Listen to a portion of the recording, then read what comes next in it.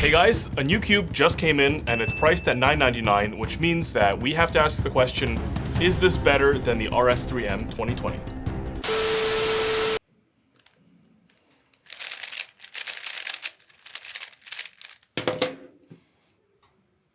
No.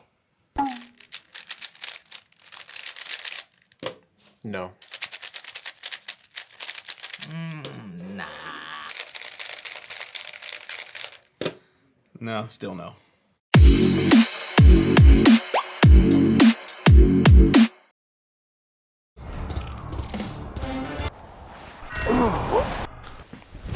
Emotional damage.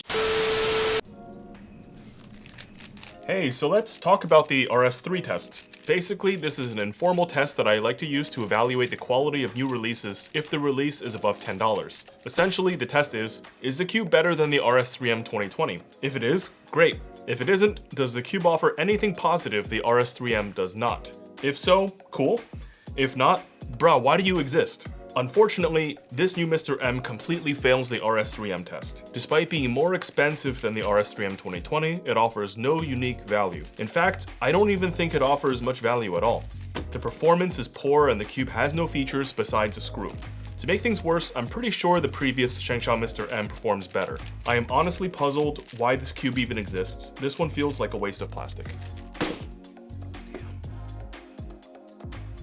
So, the new Mr. M S 3x3 is, well, it's really bad. There's really no way to sugarcoat this one. Pretty much everything about the cube is just awful. The turning feels really cheap. Like, you can kind of tell the plastic is low quality just in the first few turns. It has this really sandy feel that also feels like sticky, like not the same as being locky, I'll talk about that in a second, but the turns just don't flow smoothly at all. It feels very unnatural to turn this cube. Corner cutting is also awful, and the cube locks like insanely hard. Literally reminds me of Ishin cubes, which don't even have springs at all. Speaking of older cubes, we had this thought while we were trying this cube, and the thought was basically how far back would you have to go in 3x3 hardware before you got to a cube that was worse than this one? And honestly, I'd rather use an original Guhong V1, but to be even more honest, I'd even take an Alpha 5 over this cube. I mean, even the magnets on this Mr. MS are bad. They're too weak and they rattle around while turning because they're not glued in. So on top of everything else, the cube's also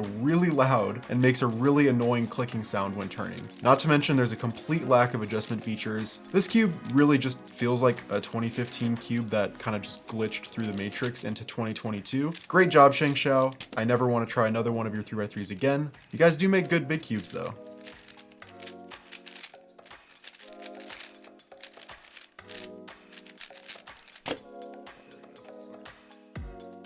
Hey, it's Jules. My opinion on the Mr. MS can be summed up in just one word. No. The out-of-box experience is rather dismal, and I wouldn't blame you if you took this puzzle and thought it was defective immediately. There's just this really audible clicking no matter what you do, and if that doesn't bother you, maybe the clunky turning and uninspired piece design will. Still, we had to look at some positives with this cube. The magnet strength is great. And that's it. And would I get it? Sure, as a paperweight, but as a cube, not really. But hey, feel free to pick up that one cube that everyone in the cubicle didn't like at all and try it out for yourself.